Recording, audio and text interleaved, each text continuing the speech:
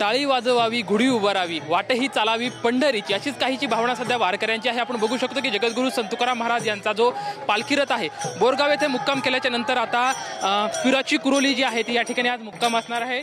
ज्ञानोबा तुकोबाचा गजर करत विठुनामाची मात्रा घेत घेत खरं तर आज जो पालखी रथ आहे ते अगदी उत्साहाच्या ह्याच्यामध्ये जे वारकरी आहे ते सध्या पंढरपूरची वाट पाहत आहेत। जशी जशी आता पंढरपूरची जी वाट आहे ती जवळ येत आहे तसा तसा वारकऱ्यांचा उत्साह वाढत आहे।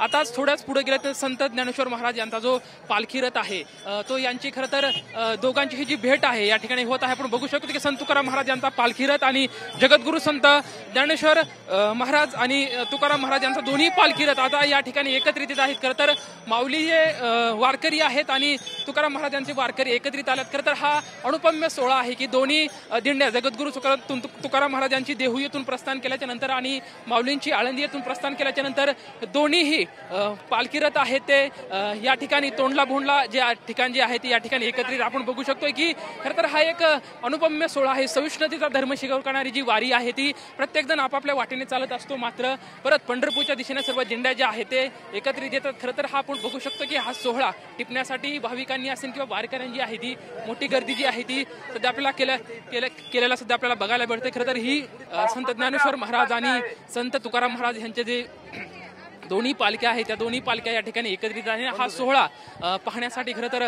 भाविकांनी मोठी गर्दी केली सध्या आपल्याला पाहायला मिळत आहे। जगद्गुरू संत तुकाराम महाराज यांचा जो पालखी सोहळा आहे तो देहू येथून प्रस्थान झाल्याच्या नंतर आणि संत ज्ञानेश्वर महाराज यांची आळंदी येथून प्रस्थान झाल्याच्या नंतर खरं तर ज्ञानोबा तुकोबाचा जयघोष करत आणि विठुनामाची मात्रा घेत घेत पंढरपूरच्या पांडुरंगाच्या भेटीची आस घेत खरं तर हे वारकरी पुढे जात असतात। मात्र हा सोहळा हा खरं तर अप्रतिम आणि विलक्षण असा सोहळा आहे। तोंडले भोंडलेमध्ये खरं तर हे दोन्ही पालखी रथ आहेत ते सध्या एकत्रित आले तर हा क्षण टिपण्यासाठी आपण बघू शकतो की सर्व जे नागरिक आहेत ते अगदी आतुर झालेले आहेत आणि हा विलक्षण सोहळा म्हणजे अनुपम्य असा सोहळा आहे। आणि हा सोहळा आपण बघू शकतो की संत तुकाराम महाराज यांची पालखी रथ आणि ज्ञानेश्वर महाराज यांचा पालखी रथ आहे तो दोन्ही पालखी रथ दोघं आता सध्या एकत्रित आलेले आहेत। खरं तर हा संगम आहे, भक्तीचा संगम आहे, आपुलकीचा, मायेचा, ममतेचा, आस्थेचा, जिव्हाळ्याचा संगम आहे, विठुनामाचा संगम आहे। जसं सर्व वारकरी जे आहे ते विठ्ठलाच्या चरणी लीन होतात तसा संत तुकाराम महाराज आणि ज्ञानेश्वर महाराज असं म्हणतात की संत ज्ञानेश्वर महाराज यांनी खरं तर या संत संप्रदायाचा पाया रचला आणि तुकाराम कळस झाले। आज हे दोन्हीही महत्त्वाचा जो सोहळा आहे तो या ठिकाणी पार पडतोय। दोन्ही संत जे आहेत ते या ठिकाणी एकत्रित येत आहेत, दोन्ही पालखी रथ आहेत। खरं तर महाराष्ट्राच्या लाखो वारकऱ्यांचं जे आहे ते श्रद्धास्थान असलेले हे दोन्ही पालखी रथ आणि आज हा विलक्षण सोहळा खरं तर याची देही याची डोळ आपण अनुभवतोय की हे दोन्ही जे पालख्या रथ आहेत ते या ठिकाणी एकत्रित आले आणि वारकऱ्यांसाठी खरं तर आनंदाचा क्षण आहे, आनंदाचा सोहळा आहे। सर्व वारकरी खरं तर हे दोन्ही रथ एकत्रित आपल्या कॅमेऱ्यामध्ये कैदबद्ध करण्यासाठी एकत्रित आलेले आहेत।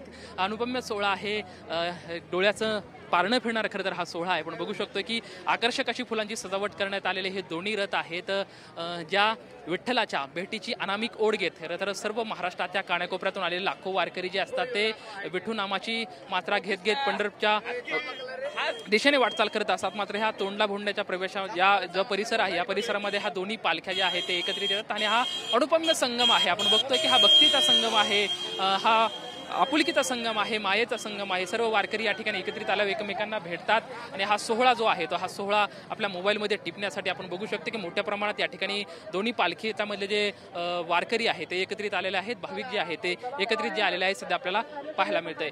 कॅमेरामॅन सुशांत राऊत सोबत लक्ष्मण जाधव, टीव्ही मराठी, तोंडला भोंडला।